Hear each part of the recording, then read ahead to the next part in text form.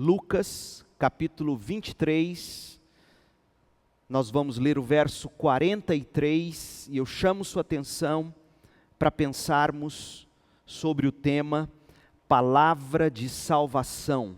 Palavra de Salvação. Lucas 23, 43.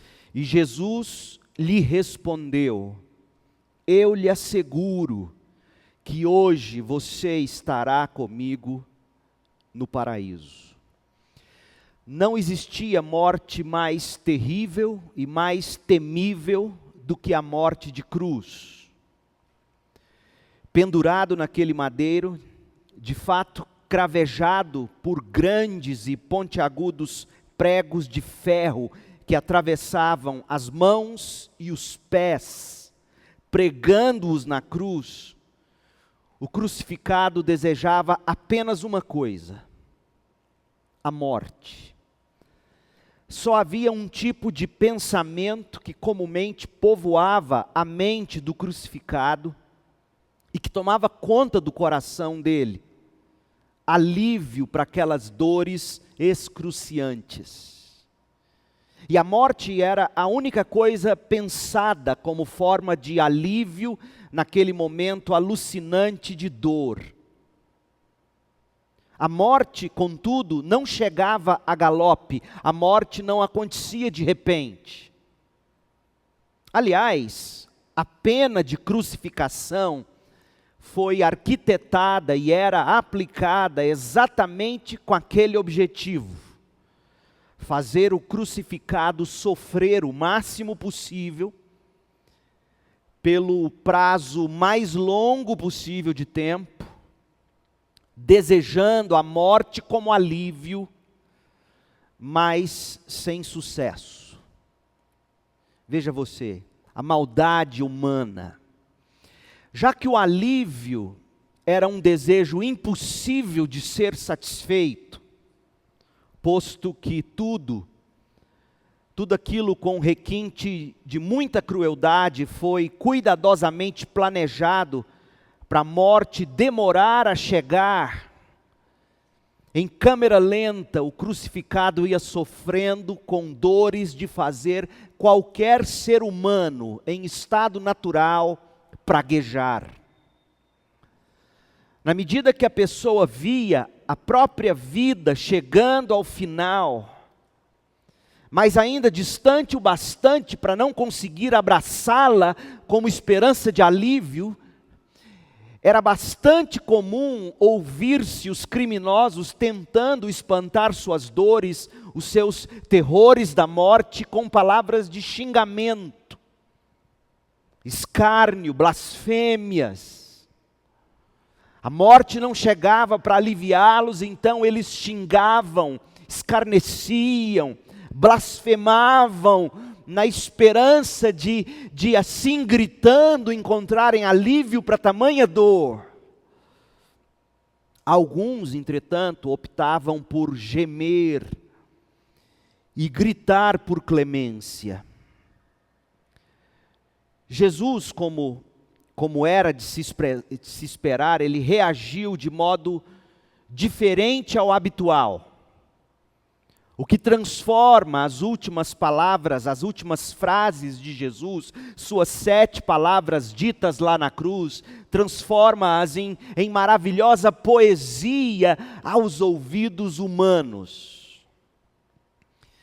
Diferentemente de todas as outras vítimas, Jesus se esqueceu de suas dores, Jesus se esqueceu de si mesmo, Jesus concentrou-se no seu relacionamento com o Pai, prestando atenção às palavras das pessoas ao seu redor, ouvindo seus gemidos de dores que vinham de todos os lados. E, por exemplo, em vez de pedir alívio para suas próprias dores, aliás, ele até recusou beber o vinagre, aquela bebida, aquela mistura de bebida que, dentre outras coisas, dizia-se, servia como uma espécie de anestésico. Em vez de pedir alívio para suas próprias dores, em vez de praguejar ou amaldiçoar, buscando assim alguma forma de alívio para as dores, Jesus usou suas palavras para pedir perdão. Jesus orou, Jesus pediu repetidamente: Pai, perdoa-lhes, pois eles não sabem o que fazem. Em vez de invocar a justa condenação divina sobre todos os que estavam fazendo ele sofrer injustamente, em vez de suplicar pelo juízo sobre aqueles que escarneciam dele, Jesus pronunciou palavras de salvação, anunciando ao ladrão arrependido ao seu lado, que estava crucificado com ele, dizendo-lhe: eu lhe asseguro que hoje você estará comigo no paraíso. A segunda palavra de Jesus lá da cruz é palavra de salvação.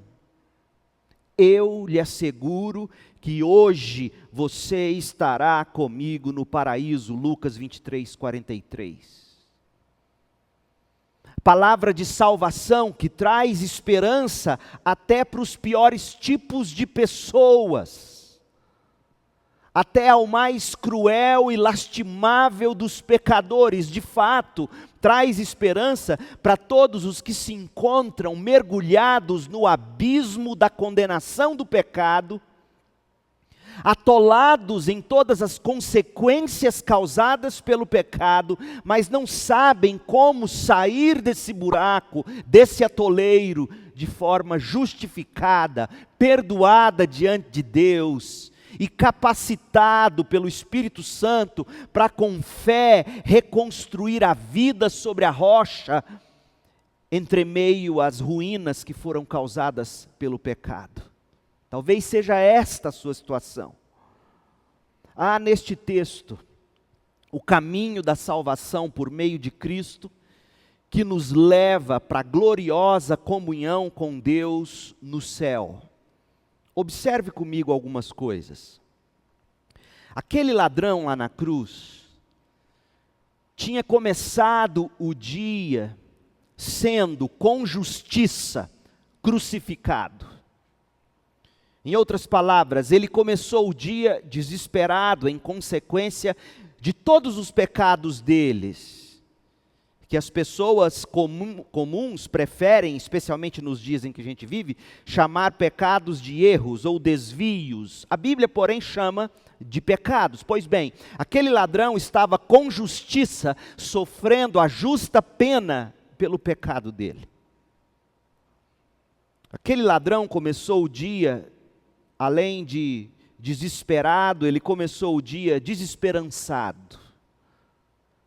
Porque ele se deu conta de que não havia mais caminho de volta. Ele estava condenado, fora crucificado e morreria. Era questão apenas de algumas horas. A propósito, gente, a condenação de Deus que pesa com justiça sobre todos os pecadores é o pior de todos os males da humanidade. O pior de todos os males, sem exagero, João 3,18, é a condenação que já pesa sobre a humanidade. Pois bem, se todos nós, que de repente, por causa do novo coronavírus, nos tornamos solidários, prestativos, ajudando, comunicando o tempo todo para todo mundo, como ser mais saudável, como identificar sintomas, como se cuidar ou encontrar ajuda, como ficar entretido dentro de casa. Se toda essa gente que de repente se tornou gente do bem, se desse conta de que o maior problema do homem não é o novo coronavírus, não é a política, ou qualquer um de todos os males que ainda nos sobrevirão, nem mesmo a morte. O pior que pode haver é a condenação de Deus por causa do pecado. Se todos nós nos dessemos conta disso, e a partir de hoje, agora, nos empenhássemos com a mesma garra que todo mundo tem tido nos últimos dias, de ajudar, de socorrer, de advertir, e se passássemos a nos empenhar da mesma forma para viver e anunciar o Evangelho de Cristo, o mundo seria transformado pela cruz de Jesus quase que num instante, e Cristo voltaria muito mais rapidamente. Pense sobre isto, crente. Eu fico impressionado, e devemos sim ter todos os devidos cuidados, como forma de amor. Se você já ouviu minhas primeiras mensagens, quando tudo desse Covid-19 explodiu, você vai ver como eu tratei, como eu penso a respeito de tudo isso. Agora, me entristece profundamente ver crentes mais preocupados com Covid-19 do que com condenação eterna de pecadores. Ô crente, como nós invertemos os valores.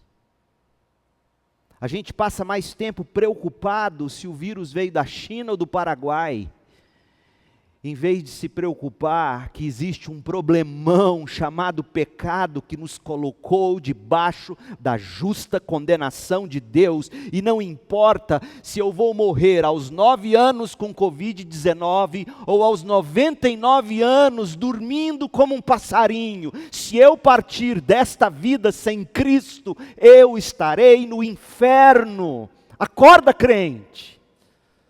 Este é o grande problema da humanidade. Mas de volta ao ladrão na cruz.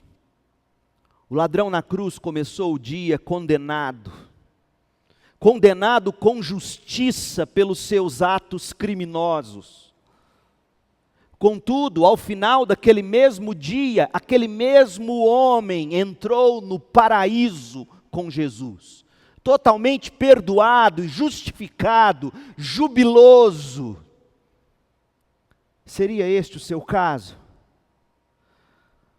Você sente em sua consciência o peso dos pecados do seu passado? Você está colhendo os frutos do pecado na sua vida? Você se sente escravizado, literalmente, sente-se crucificado ao pecado, sem saber como ou sem dar conta de descer dessa cruz de pecados? Você está desesperado? Você está desesperançado? Você está pensando que morrer vai ser a melhor solução? Está sem saber como acabar com a angústia da culpa, do pecado que você remói na alma? Se este for o seu caso, permita-me dizer a você com muita graça e verdade, Jesus tem uma palavra de salvação para você. Talvez você tenha aberto os olhos sobre a cama esta manhã, despertando-se de uma noite de sono muito mal dormida e tenha pensado: que noite horrível! Será que eu vou aguentar mais esse dia pela frente, meu Deus? Eu digo a você, a exemplo daquele criminoso lá na cruz, o seu dia poderá terminar bem. Muito melhor do que você é capaz de pedir ou imaginar. E tudo será por causa do poder da vida e da obra de Jesus Cristo. O Senhor Deus poderá te perdoar. A paz com Deus e a paz de Deus poderá se tornar a letra, o tom, a melodia da canção do céu no seu coração. Sim, veja bem, as consequências do seu pecado poderão perdurar, talvez até o fim da sua vida. Não há na Bíblia promessas de que Deus apaga toda e qualquer consequência pelos nossos atos, muito pelo contrário. Mas o perdão pelos seus pecados e o poder para você prosseguir com fé, esperança e amor, até o dia quando o Senhor for te receber em glória, Jesus poderá sim te oferecer hoje, aqui e agora. salvação para a sua alma você pode sim em Jesus experimentar hoje. Olhe comigo para o relato como um todo. No início nós lemos apenas o verso 43 de Lucas 23, mas volte-se aí para o texto bíblico comigo, Lucas 23, e leia a partir do verso 33, para você ter uma noção da cena como um todo. Quando chegaram ao lugar chamado Caveira, pregaram Jesus na cruz. Os criminosos também foram crucificados, um à sua direita e um à sua esquerda. Jesus disse: Pai, perdoa-lhes, pois não sabem o que fazem. E os soldados tiraram sortes para dividir entre si as roupas de Jesus. A multidão observava e os líderes zombavam: salvou os outros, salve a si mesmo, se é o Cristo, o escolhido de Deus, diziam. Os soldados também zombavam dele, oferecendo-lhe vinagre para beber. Diziam: se você é o rei dos judeus, salve a si mesmo. Uma tabuleta presa acima dele na cruz dizia: este é o rei dos judeus. Um dos criminosos, dependurado ao lado dele, zombava: então você é o Cristo? Salve a si mesmo e a nós também. Mas o outro criminoso o repreendeu: você não teme a Deus, nem mesmo ao ser condenado à morte? Nós merecemos morrer por nossos crimes, mas este homem não cometeu mal algum. Então ele disse a Jesus: Jesus, lembre-se de mim quando vier no seu reino. E Jesus lhe respondeu: eu lhe asseguro que hoje você estará comigo no paraíso. Eu quero chamar sua atenção para este criminoso perdoado, porque a vida dele ilustra a vida de todos nós pecadores. O texto nos permite fazer pelo menos 3 observações importantes sobre o pecador: a situação do pecador, a súplica do pecador e a salvação do pecador. Em primeiro lugar, a situação do pecador. Veja, Jesus estava crucificado entre 2 criminosos. Algumas versões bíblicas os denominam malfeitores. E lá em Mateus e em Marcos, os 2 são pintados como ladrões. Ambos eram criminosos violentos, talvez até membros de quadrilha ou facção criminosa especializada em roubar e matar. Preste atenção, alguns acadêmicos bíblicos destacam haver fortes indícios para se concluir que os 2 faziam parte da mesma facção de Barrabás. Olha o que está dito em Marcos 15, verso 7. E eu leio na Almeida, Revista e Atualizada. Havia um homem chamado Barrabás, preso com amotinadores, os quais em um tumulto haviam cometido homicídio. Ou seja, parece que Barrabás e os 2 ao lado de Jesus formavam o mesmo grupo de amotinadores que foram presos e que, portanto, seriam crucificados juntos, lado a lado um dos outros. Agora lembre-se, Jesus estava sendo crucificado no lugar de quem mesmo? Barrabás. Parece, portanto, que os 2 malfeitores, ladrões ou criminosos, ao lado de Jesus, eram da quadrilha encabeçada por Barrabás, e naquele dia, não fosse Jesus, teria morrido os 2 e Barrabás. Estava claro, portanto, que ao pregarem Jesus na cruz, entre aqueles 2 criminosos, as autoridades desejavam humilhar Jesus o máximo que pudessem. Além da posição na qual colocaram o Senhor na cruz, observem outra coisa. O possível jogo de palavras e de ironia no nome Barrabás, líder daquele bando. de quem Jesus estava ocupando o lugar lá na cruz por escolha das multidões incitadas pelos líderes judeus. Barrabás, ouça o nome dele. Você conhece a palavra Abba, que significa pai. O nome Barrabás, portanto, significa Bar-Abas, filho do pai. Ouça a ironia. Enquanto Pilatos está dizendo, vocês querem Bar-Abás ou Jesus? Vocês querem o filho do pai ou Cristo? A multidão de fato ouvia em aramaico, filho do pai, Bar-Abás, Bar-Abás. Mas havia um problema.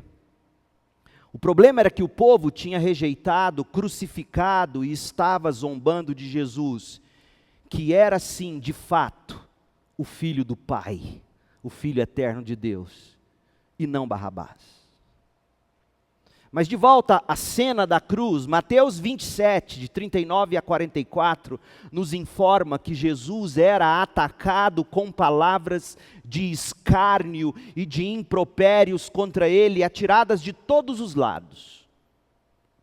Poderíamos colocar da seguinte maneira: da frente vinham palavras de escárnio por parte daqueles que pregavam Jesus no Gólgota. Ou melhor, daqueles que passavam pelo Gólgota.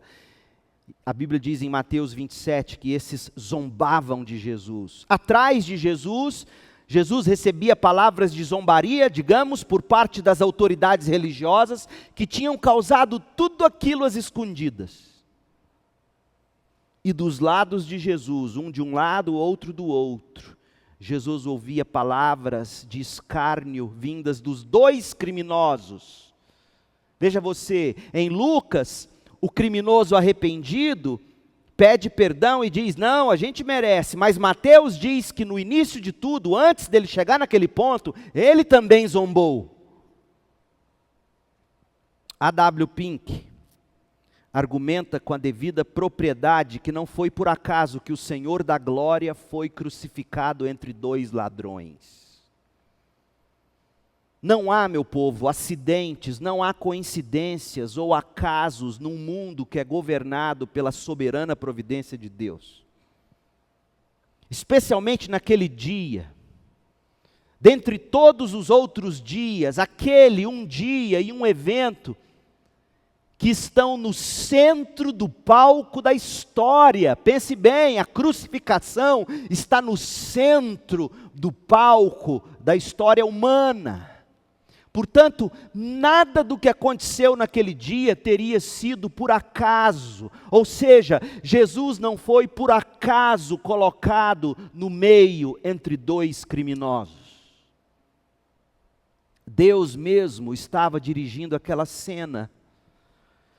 Desde toda a eternidade, antes da fundação do mundo, Deus já havia decretado quando, onde, como e com quem o Cordeiro de Deus seria imolado. Apocalipse 13, 8.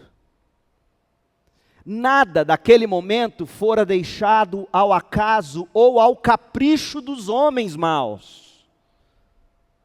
Tudo o que Deus havia decretado aconteceu exatamente como Deus havia ordenado, e nada aconteceu fora do que Deus havia eternamente proposto.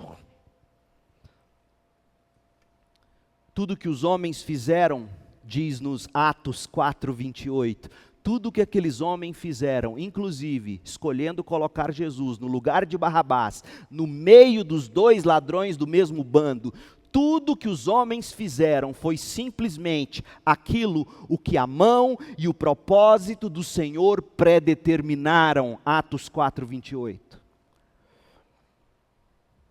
Quando Pilatos ordenou que Jesus fosse crucificado entre aqueles dois malfeitores, sem saber, Pilatos, o governador da Judéia, Estava apenas executando o decreto eterno de Deus e cumprindo a profecia. Lembre-se, 700 anos antes de aquele oficial romano, Pilatos, emitir a sentença, Deus já havia declarado por meio de Isaías que o Filho eterno deveria ser, abre aspas, contado com os transgressores, Isaías 53:12.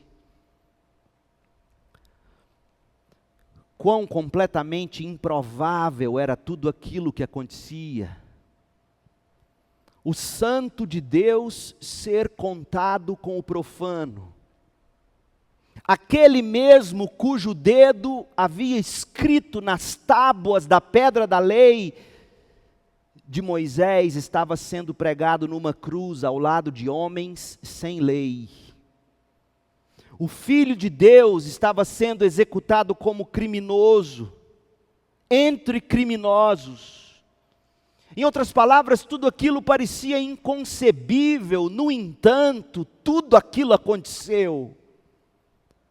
Nenhuma única palavra de Deus poderá cair no chão. Salmo 119, 89, tua palavra eterna, ó Senhor, está firme no céu. Então, gente, exatamente como Deus havia predeterminado, e exatamente como Deus havia anunciado pelo profeta Isaías, Jesus foi crucificado no lugar de Barrabás, entre dois criminosos. Aí você está se perguntando, por que Deus faria dessa forma?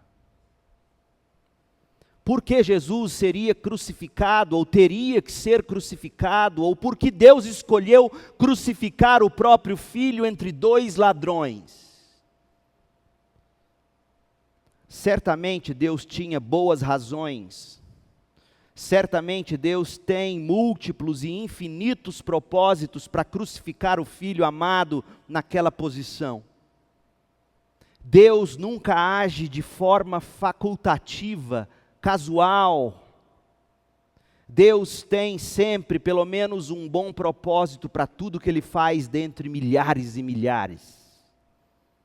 Porque todas as suas obras, todas as obras de Deus são executadas com infinita sabedoria. Em particular, no caso de Jesus ter sido crucificado entre dois ladrões, vários propósitos divinos poderiam ser apresentados. Ou seja, quais propósitos haveria em Deus crucificar o Filho entre dois ladrões? Deixe-me destacar pelo menos 4 para você. 4 propósitos divinos para colocar Jesus entre dois ladrões na cruz. Primeiro, nosso bendito Salvador foi crucificado com os dois ladrões para demonstrar completa e claramente as profundezas insondáveis da vergonha a qual Cristo desceu quando se encarnou e veio a este mundo. Veja, lembre-se, quando Jesus nasceu, Ele nasceu onde? Numa manjedoura, no meio de animais. Quando Jesus morreu, Ele morreu onde e como? No Gólgota, crucificado entre dois ladrões, crucificado com a escória da humanidade. Deus quer que a gente enxergue na crucificação do Filho a profundidade insondável da vergonha a qual o Filho eterno de Deus foi submetido. Por isso Ele foi crucificado entre dois ladrões. Veja a que ponto o Filho eterno de Deus desceu. Segundo, o bendito Salvador foi contado com os transgressores para revelar a posição que Ele ocupou no nosso lugar, como nosso substituto. Ele tomou o lugar de Barrabás, de fato Ele tomou o lugar de todos nós. Ele tomou o lugar que nos era devido, que era devido a Barrabás. Ele tomou o lugar da vergonha humana provocada pelo pecado. Ele tomou o lugar dos transgressores da lei. Ele tomou o lugar dos homens condenados com justiça à morte. Por isso ele estava entre dois ladrões, para nós enxergarmos que ele ocupou uma posição como substituto. Em terceiro lugar, o bendito Salvador foi deliberadamente humilhado por Pilatos, sendo colocado entre dois amotinadores. Em terceiro lugar, para exibir a forma como o mundo ao qual ele veio para salvar, como é que esse mundo, no final das contas, o estimou? Como? Desprezaram ele, rejeitaram ele, colocaram ele na categoria de criminoso. Veio para o que era seu, mas os seus não o receberam, mas a todos quantos o receberam, Deus deu a eles o poder de se tornarem filhos de Deus. Deus quer que a gente olhe para o Gólgota e veja Jesus entre os dois ladrões e a ficha cai, e a gente diga, meu Deus, veja como o mundo ao qual Deus veio em Cristo para nos salvar, veja como o mundo no final das contas tratou o nosso Salvador. Em quarto lugar, o bendito Salvador foi crucificado com dois ladrões, para que naquelas 3 cruzes, ali no Monte da Caveira, no Gólgota, aquelas 3 cruzes e os homens pendurados sobre cada uma delas, pudessem nos apresentar uma representação vívida, concreta do drama da salvação e da resposta do homem à salvação que Deus nos oferece. Então 3 cruzes, 3 homens, cada um na sua cruz. O do meio é Cristo. O do meio é o Senhor morrendo, sendo executado, executando a nossa salvação. De um lado, um pecador arrependido, crendo no Salvador. Do outro lado, um pecador insultando, ultrajando, rejeitando o Salvador. É isto que Deus quer que nós vejamos, esta cena da história da salvação. Cristo no meio, morrendo por nós. De um lado, um se arrependendo e crendo. Do outro, na mesma circunstância, debaixo das mesmas evidências, rejeitando. Aqueles 2 criminosos representam todos nós pecadores, todos nós, você e eu. Mas, você poderá dizer, eu não sou ladrão. Como é que ele me representa? Eu não sou ladrão. Eu reconheço que não sou tudo o que eu deveria ser. Eu reconheço que eu não sou perfeito.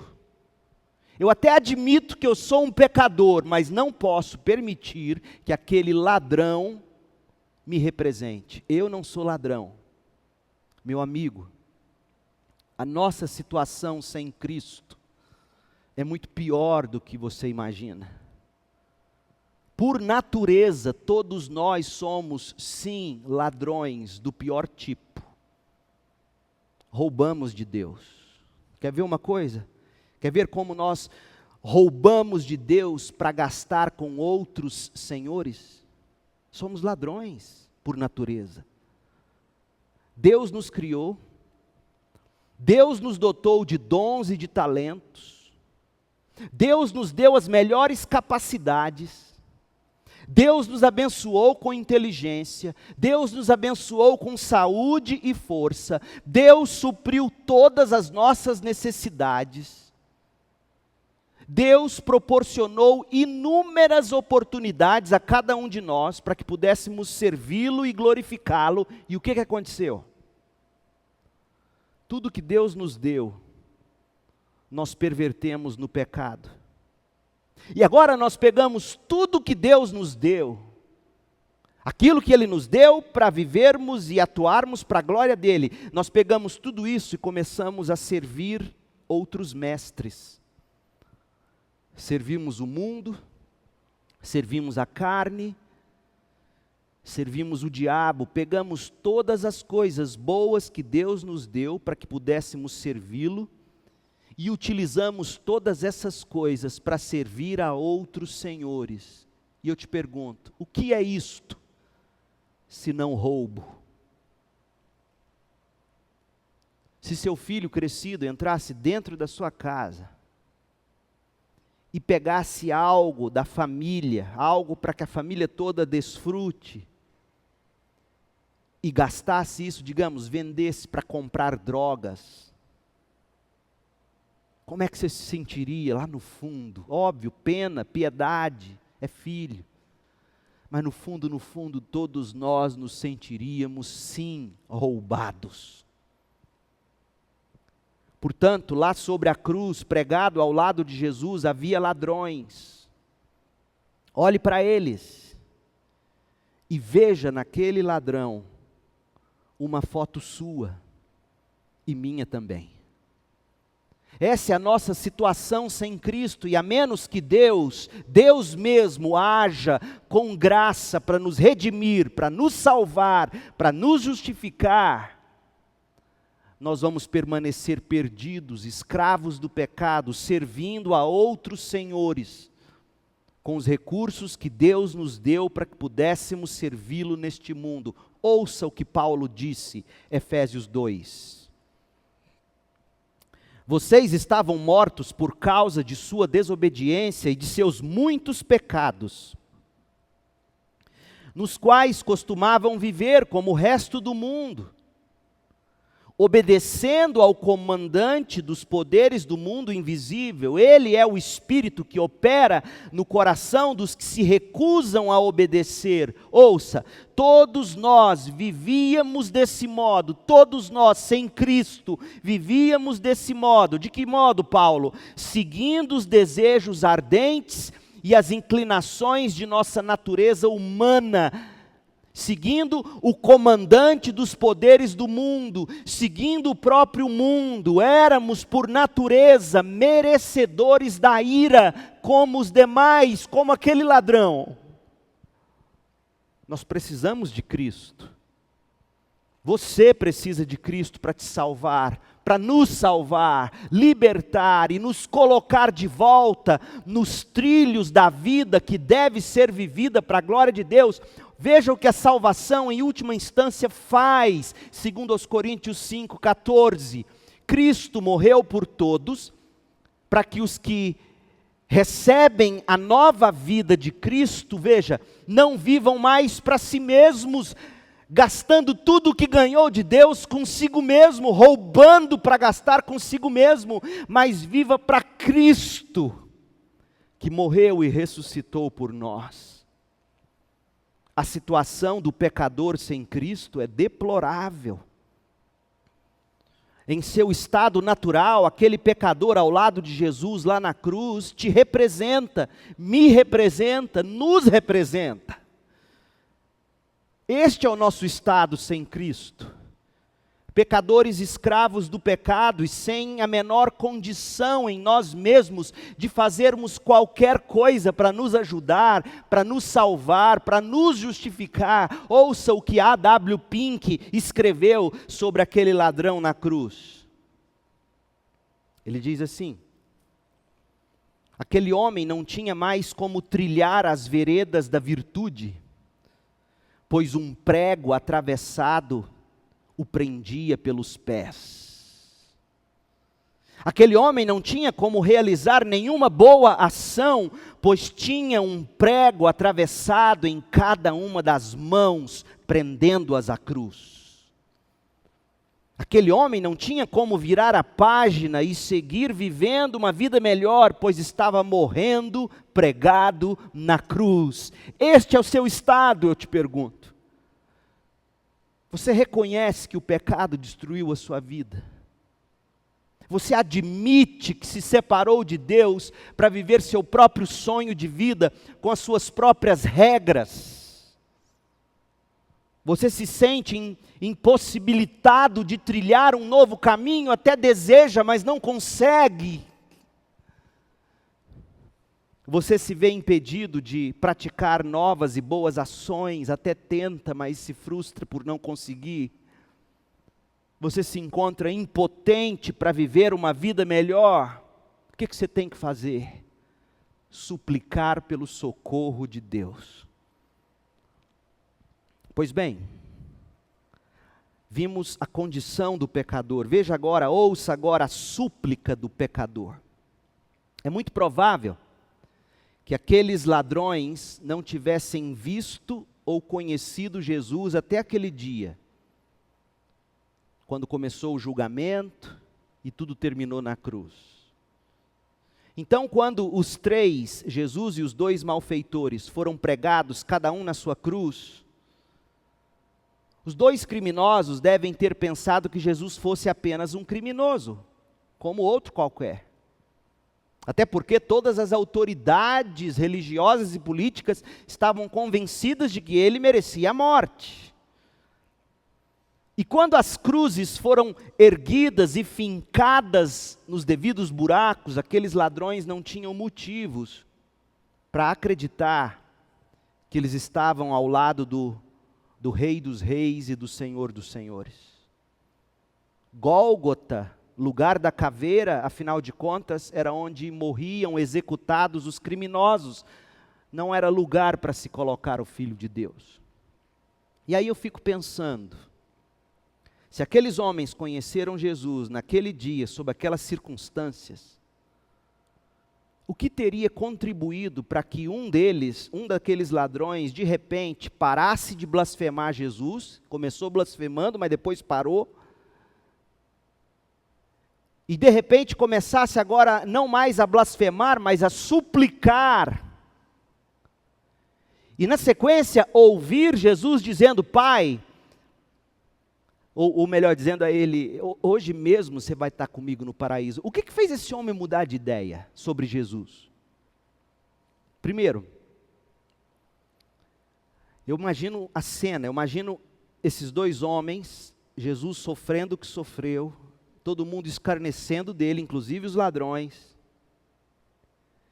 E em vez de Jesus xingá-los de volta, como seria natural naquela circunstância, em vez de Jesus xingá-los de volta, em vez de Jesus suplicar pela ira divina sobre aqueles homens, inclusive os ladrões, que zombavam dele também, aquele ladrão que se arrependeu, de repente escutou Jesus, que repetia, como vimos na última mensagem, repetia: Pai, perdoa-lhes, pois não sabem o que fazem.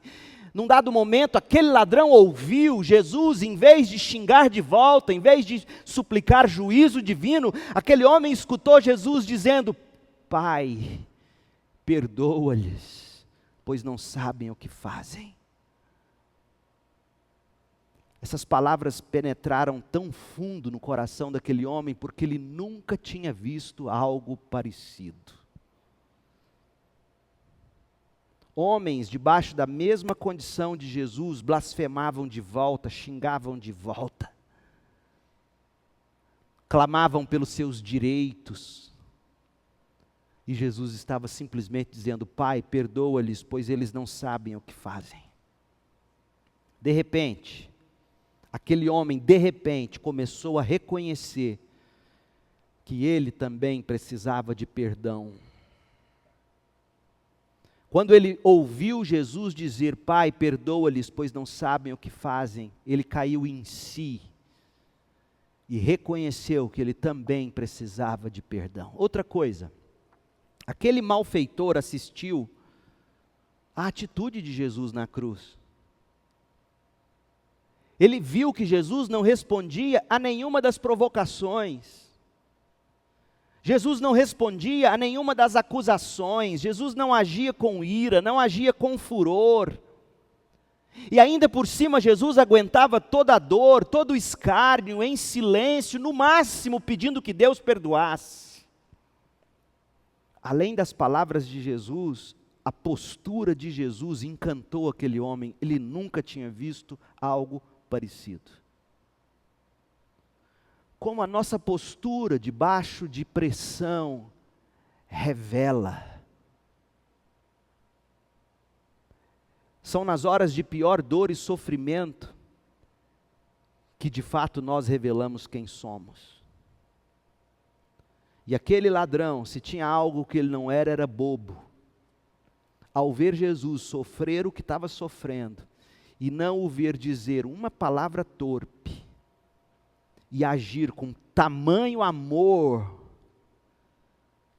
o amor de Cristo constrangeu. Em terceiro lugar, além das palavras de Jesus, além da postura de Jesus, ainda, aquele ladrão, lembra que ele estava, Jesus no meio, um de um lado, outro do outro.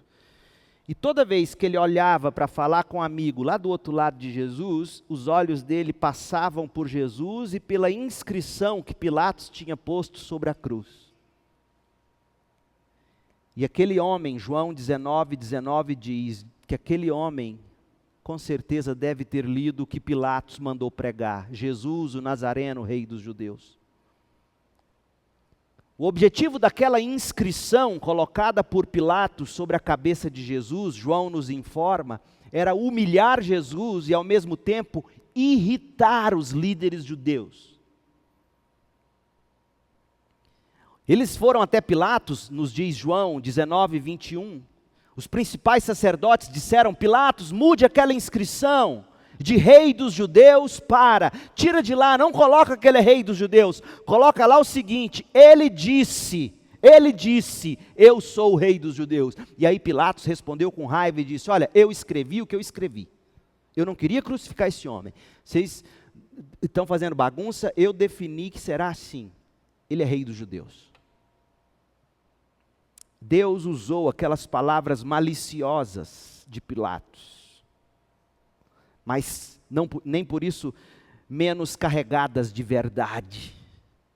Deus usou aquela inscrição, Jesus Nazareno, o rei dos judeus, para semear no coração do ladrão que começava a se quebrantar. E aí toda vez que ele passava os olhos lá para o lado do amigo, ele lia: Jesus, o Nazareno, rei dos judeus. Aquela inscrição sobre a cabeça do bendito Salvador sinalizava um novo tipo de rei que aquele ladrão não conhecia. Um rei que não apela em benefício próprio. Como nós crentes somos mestres em apelar em benefício próprio, o nosso rei Jesus não apelou em benefício próprio, e aquele ladrão se surpreendeu. Eu acho que foi Spurgeon que disse isso. Spurgeon, acho que foi quem disse que aquela inscrição lá na cruz, Jesus Nazareno, rei dos judeus, foi o primeiro folheto evangelístico da história e foi escrito por Pilatos, sem que soubesse ou desse conta do que estava fazendo. Mas outra coisa eu acho que impressionou aquele ladrão.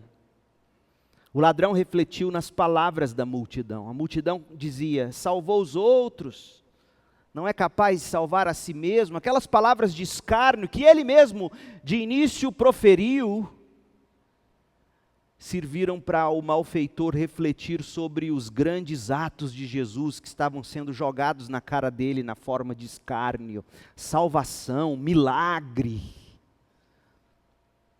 Então veja, o ladrão, convencido do seu pecado e da justiça de Jesus, ele clamou por salvação. Lucas 23:40, o outro criminoso, no entanto, repreendeu o amigo criminoso, dizendo: você não teme a Deus, nem mesmo ao ser condenado à morte, nós merecemos morrer por nossos crimes, mas esse homem não cometeu mal algum. Então ele disse: Jesus, lembre-se de mim quando vier no seu reino. O que a gente aprende nessa súplica do ladrão na cruz? Você aprende que a súplica que salva o pecador é a súplica cheia de temor. Ele disse ao amigo: você não teme? Você não teme a Deus, dizendo uma coisa dessas sobre esse homem? Nem ao menos temes a Deus? Outra coisa, a súplica que salva, ela contém confissão de pecado. Nós merecemos morrer por nossos crimes. Ele não. A súplica que salva reconhece a justiça de Jesus. Este homem não cometeu mal algum. A súplica que salva é um clamor por salvação, quando ele diz: Jesus, lembre-se de mim quando vier no seu reino. Então, a súplica que pode salvar você é aquela que vem com temor, com confissão de pecado, com reconhecimento da justiça de Jesus, na forma de clamor por salvação. E a confissão daquele homem exigiu dele pelo menos duas atitudes. Primeira, coragem. Por que coragem? Todo mundo ao redor dele, de Jesus, escarnecia de Jesus, mas ele foi o único que o defendeu. Coragem. O que de pior, afinal, poderia lhe acontecer? Ele já estava sobre a cruz para morrer. Além de coragem, confiança. Aquele homem não conhecia Jesus. Tudo o que ele sabia sobre Jesus era o que estava escrito na cabeça dele.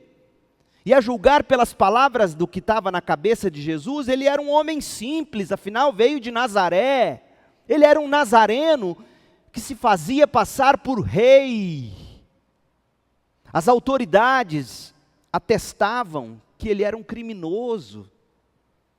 Os religiosos e os políticos diziam: merece a morte. A atitude de impotência de Jesus sobre a cruz, a fraqueza de Jesus ao se submeter mansamente aos castigos da cruz, veja, não tinha nada de espetacular em Jesus para aquele homem acordar. O ladrão, no entanto, ficou com as palavras de amor e perdão que ouviu dos lábios do próprio Cristo: Pai, perdoa-lhe, pois não sabe o que faz. Foram as palavras, foram os testemunhos, o amor, a mansidão, a humildade que ele enxergou em Jesus. A forma como aquele ladrão permitiu que a inscrição sobre a cabeça de Jesus comunicasse verdade a ele: Jesus, o Nazareno, Rei dos Judeus. Como essa atitude de Jesus ensina-nos para o nosso evangelismo. Precisamos de palavras de verdade cheias de amor. Precisamos de postura coerente com o amor que professamos. Precisamos dizer a verdade na confiança de que o Senhor pega essa verdade pronunciada e aplica ao coração de quem nos ouve. Faça hoje mesmo, você o que fez aquele homem, suplique pela salvação de Jesus. A última coisa, a salvação do pecador. Nós vimos a condição dele, nós vimos a súplica dele. Veja a salvação desse homem. Jesus respondeu de pronto àquela súplica. Jesus salvou aquele homem. E nós podemos ver aspectos muito importantes sobre a salvação nas palavras de Jesus àquele homem. Mas antes de mostrá-las a você, eu quero que você tenha a certeza, não pode ficar dúvida a respeito da graça soberana na salvação do pecador. Pense sobre algumas coisas comigo. Primeiro, a conversão daquele malfeitor aconteceu no momento em que, da perspectiva da hora, Cristo havia perdido todo o poder para salvar. Ele não passava de um indefeso pregado na cruz. Nada conspirava em favor de Jesus naquela hora, exceto suas palavras e sua postura. Os líderes judeus o acusaram, os líderes políticos o condenaram, os amigos mais íntimos fugiram dele, não tinha ninguém lá do meio da multidão com o dedo apontado para Jesus, como um dia fizera João Batista, dizendo: eis o Cordeiro de Deus que tira o pecado do mundo. Não tinha nada aos olhos humanos daquele ladrão arrependido, algo em Jesus que pudesse chamar-lhe a atenção. Ao que se pode concluir, que a fé que de repente nasceu no coração daquele homem foi obra da graça soberana de Deus para salvar o pecador. Portanto, meu povo, a igreja não tem que se preocupar em grandes espetáculos para apresentar Jesus. O Espírito Santo de Deus se encarrega em pegar as palavras de verdade, encarnadas em posturas de amor, que foi tudo que aquele homem viu em Jesus. Palavras de verdade encarnadas num corpo de um homem com postura amorosa. E quando aquele ladrão viu isso, o Espírito se encarregou de convencê-lo do pecado, da justiça e do juízo. Foi obra de Deus do começo ao fim. E por que eu te digo isso? Porque se você não consegue ter fé nesse Cristo, a primeira coisa que você tem que pedir a Deus é: me dê fé. Fé é dom de Deus. Outra coisa, é preciso observar que a conversão daquele ladrão ocorreu antes de todos os fenômenos sobrenaturais. Ele disse: lembra-te de mim quando vieres no teu reino. Antes de ouvir Jesus dizer está consumado, antes de ouvir o centurião ali no pé da cruz tendo dito o que ele dirá, verdadeiramente era o Filho de Deus.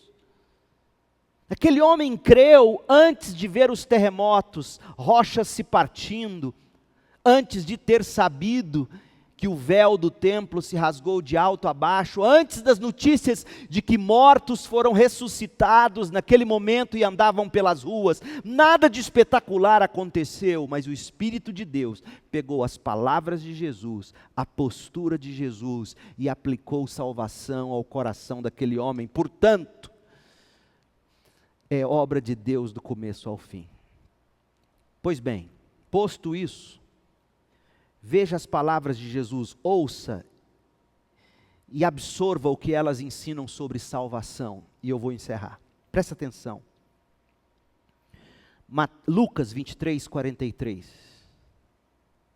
Jesus diz ao homem: eu lhe asseguro que hoje você estará comigo no paraíso. Paraíso. Veja que esse homem pediu a Jesus que Jesus se lembrasse dele quando Jesus viesse no reino. E Jesus diz: não, você vai comigo ao paraíso. O que se vê, o que se aprende sobre salvação nestas palavras de Jesus? Primeiro, o que já vimos, salvação é obra da graça ao pecador que não merece. Ele reconhecia que ele não merecia, Lucas 23, 41. Mas ele graciosamente ouviu o chamado eficaz para a salvação, nas palavras, na postura de Jesus. Ele ouviu as palavras de Jesus: Pai, perdoa-lhes, não sabem o que fazem. E esse chamado de Jesus para ele, na forma de oração de Jesus ao Pai, esse chamado eficaz fez ele entender: eu preciso desse perdão. Segundo, salvação é pessoal. Jesus diz: você estará comigo. Ninguém é salvo por causa de igreja ou de pedigree, herança familiar religiosa. Você estará comigo. Outra coisa, salvação começa aqui, agora, e nos leva além. Jesus disse: hoje você estará. Hoje estará. Salvação é estar com Cristo. Estará onde? Quando? Com quem? Estará comigo. Salvação é relacionamento com Cristo. Relacionamento com Cristo. Estará comigo. E por fim, salvação é ter a nossa comunhão restaurada com Deus. Você já parou para pensar por que Jesus diz: estará comigo no paraíso e não reino? Por que paraíso? O paraíso é outro nome para o céu, a morada de Deus, o lar eterno dos justos. A versão grega do Antigo Testamento, a Septuaginta, usa essa palavra paraíso para se referir ao jardim do Éden, lá em Gênesis 2, 8 e 9. Então as palavras de Jesus, quando Jesus chama céu de paraíso, essa palavra sugere que a salvação restaura a nossa comunhão íntima e pessoal com Deus, a mesma comunhão que existia no paraíso antes da queda. Então, quando Jesus diz, estarás comigo no paraíso, Jesus está dizendo, você terá a sua comunhão com Deus Pai restabelecida, como era Adão e Eva antes da queda no paraíso. Isso é salvação. Salvação é Cristo, é estar em Cristo, é andar com Cristo, é ter Cristo, é ser de Cristo. E ter acesso de volta, devolvido ao paraíso. Mas não porque é um lugar bonito e maravilhoso, não, mas é um lugar onde se tem a perfeita e mais pura comunhão com Deus Pai. Jesus estava dizendo para aquele homem, hoje mesmo você terá a comunhão com Deus restabelecida. Quando a gente entende isso, a gente sai de especulações teológicas que eu não tenho a menor paciência para discutir. Tipo, onde é paraíso? O que é paraíso? E céu? Terceiro céu? Quarto céu? Se a gente entender a linguagem teológica, você sai desse nível e entende. Paraíso, por que paraíso? Porque paraíso era onde tinha comunhão perfeita. Adão, Eva e Deus. Todo dia, na virada do dia, eles se abraçavam. E esse homem ouviu de Jesus, olha, hoje mesmo, sua comunhão será restabelecida com o Pai.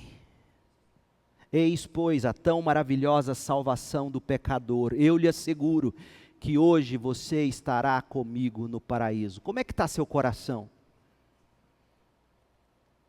Clame pela salvação de Jesus, não deixe para amanhã. Não queira esperar até o último momento. Não escolha continuar vivendo para você mesmo, para os prazeres do mundo, sob as garras do diabo. Não! Você poderá dizer assim, eu vou fazer o seguinte, igual esse ladrão, no último momento ele arrependeu, então no último momento quem sabe. Mas deixa eu te dizer uma frase que eu li de Warren Wiersbe, que é extremamente reveladora. Sobre aquele ladrão salvo pela graça no último momento, no último instante.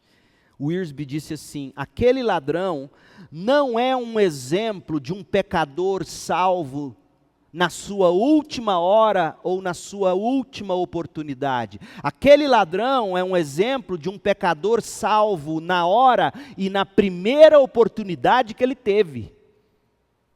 Muito elucidativo. Aquela foi a primeira e única oportunidade que ele teve. E a ela ele se agarrou em último momento. Mas não se esqueça de que o companheiro dele, com a mesma oportunidade, praguejou ainda mais e morreu em condenação. Clame por salvação. Jesus terá uma palavra para você. Ele terá uma palavra de salvação para você. Eu lhe asseguro que hoje você estará comigo no paraíso. Como você começou o seu dia? Termine bem o dia. Termine o dia com Jesus. Pai, em nome de Jesus, eu te peço que o Senhor pegue esta palavra e aplique ao coração dos que me ouvem. Misericórdia de nós. Que essa palavra de salvação produza, sim, salvação em centenas e milhares de pessoas. Nós oramos agradecidos, em nome de Jesus, amém.